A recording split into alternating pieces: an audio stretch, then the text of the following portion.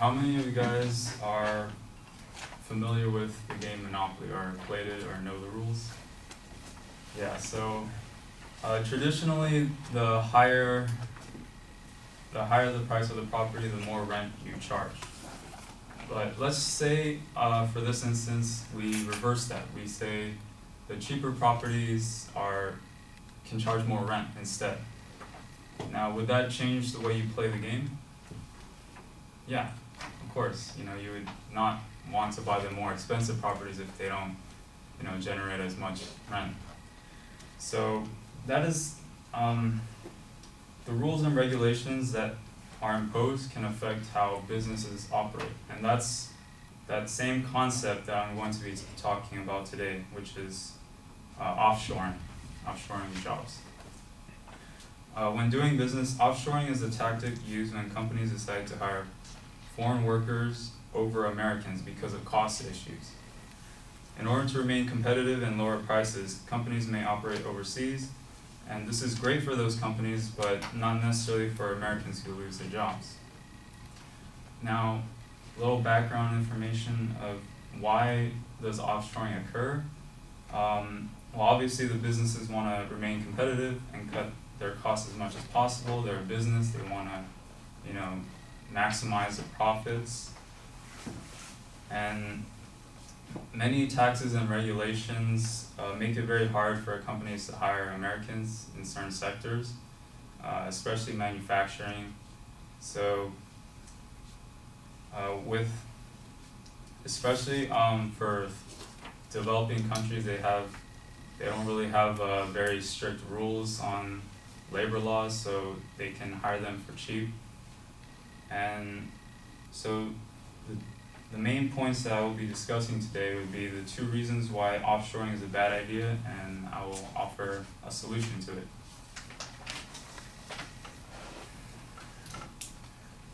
So why is offshoring a bad idea? It's because, well, I've stated earlier that it takes away our jobs, So the statistics from Sourcing Line Computer Economics state that almost 2.3 million jobs have been offshored from the US. Now, according to the BLS labor statistics, the workforce is approximately 155 million as of today.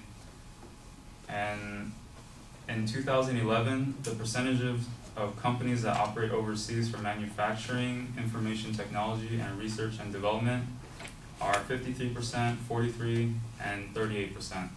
So more than half of manufacturing jobs have been offshored.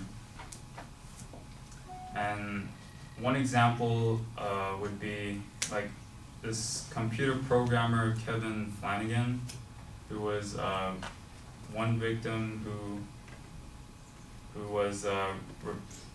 committed suicide over being replaced by an offshore worker, and that offshore worker replaced him simply due to companies trying to cut costs and to become more competitive. So yeah, it's helping out the business and making prices lower for consumers, but at the same time we're taking jobs away from Americans, so there's also a lot of disadvantages with outsourcing.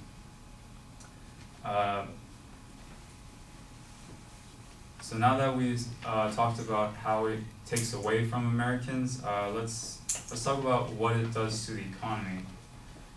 Dr. Blinder, who served on the Federal Reserve Board and Bill Clinton Council of Economic Advisors, determined that approximately 30 to 40 million American jobs, roughly 25%, could be offshored to developing countries.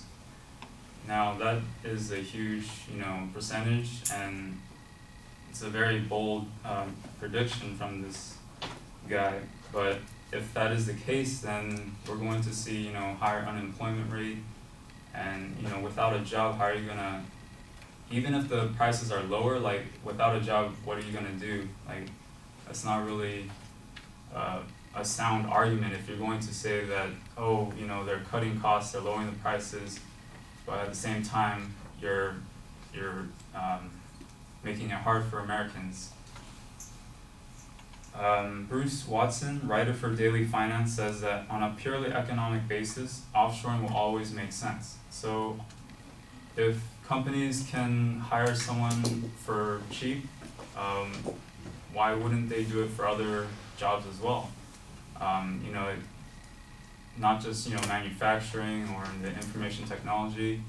If they can hire someone for cheap, then there's nothing stopping them.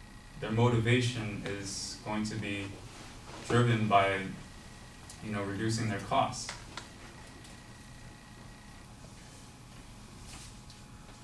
So Bruce Watson also says, an offshoring has gained momentum. The wages of American workers have more or less frozen.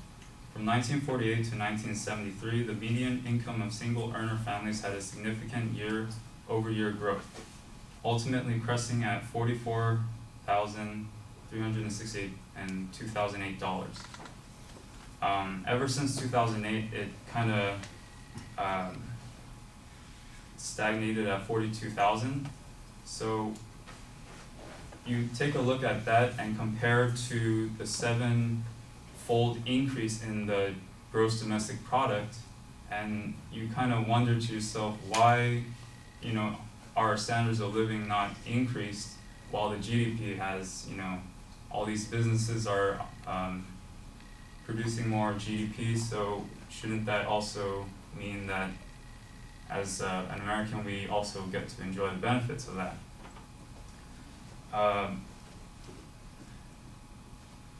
So that's one of the reasons why job offshoring could be hurtful to the economy.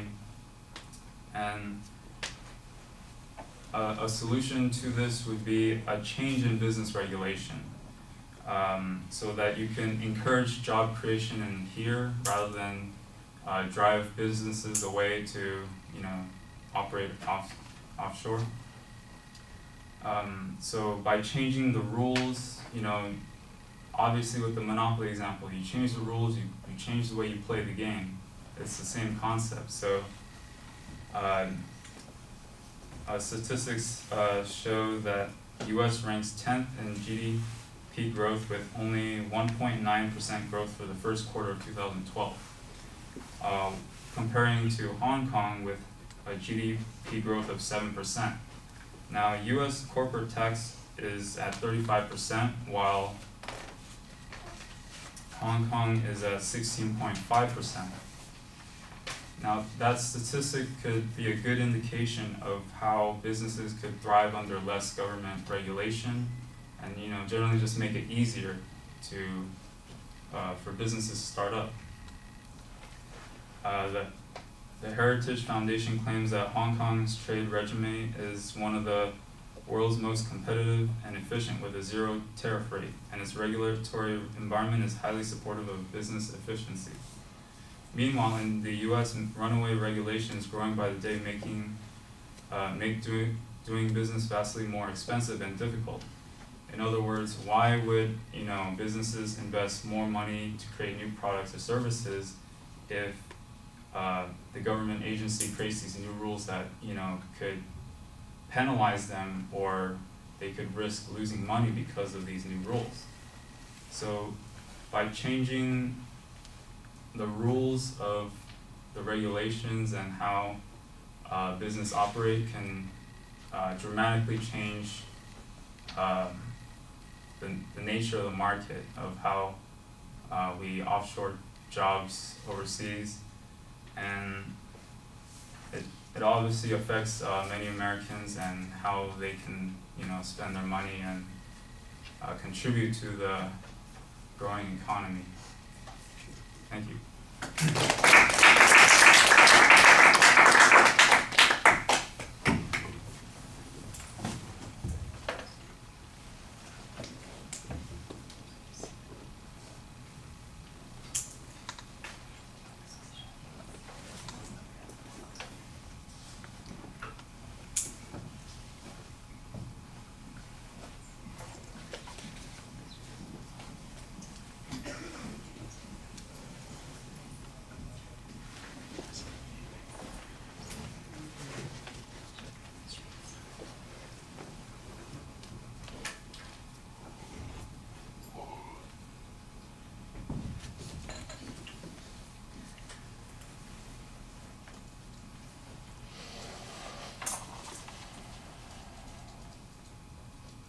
Tu, what did you think?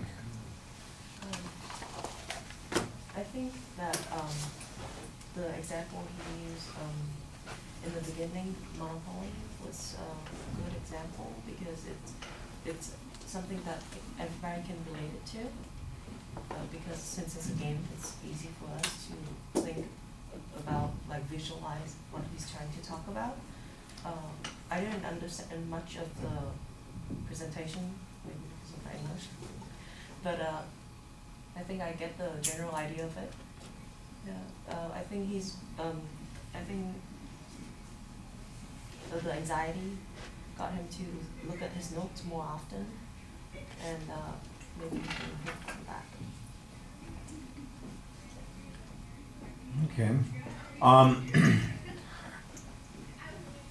You guys know my enthusiasm about the audience survey. I thought that you had a better idea with the Monopoly comparison and just kind of could have phrased it as a rhetorical question without trying to get us to participate in that process. I think I think she's right. I think that is a good analogy to use, and I think you should have come back to it continuously during the speech. I think that would make sense. You know, say, okay, so here's what's happening, and here's why it's like the game Monopoly. Suddenly, we're taking the Reading Railroad, and we're going to charge this tax rate on it, which would make you say, well, is it really worth investing in this? You know, if I'm going to be paying out this amount later on. Whereas if I wait and buy the railroad in Hong Kong on the other side, you know, the Pennsylvania Railroad or something, you know, something like that, where I'm going to get taxed at half the rate or even less, I might decide I'll wait until I, you know, can buy on that. I think since you've established that as your kind of metaphor at the beginning of the speech, that it would make sense to use it in other places in the speech, and then maybe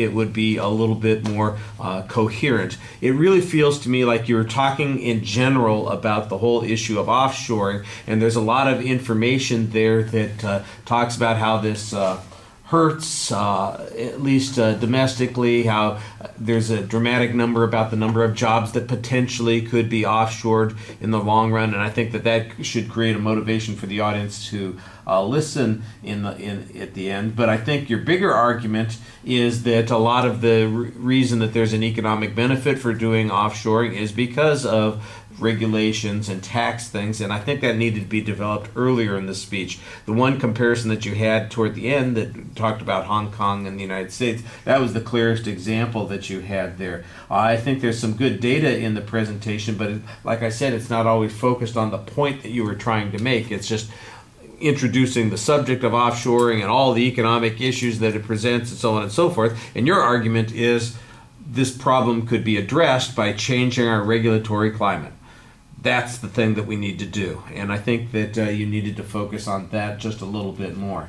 Your energy level needs to be a little bit up, but I didn't think that you were overly dependent on the script. I didn't really care for the fact that you had a whole page there, and it's the same sort of thing that we were talking about with the little pieces of paper, and they weren't hanging off the edge this way, it was hanging off the edge that way. So it just looks a little bit awkward, and when you do go to the script, you're usually just going for the quotes and the statistics, and I thought that was fine. All right, thank you.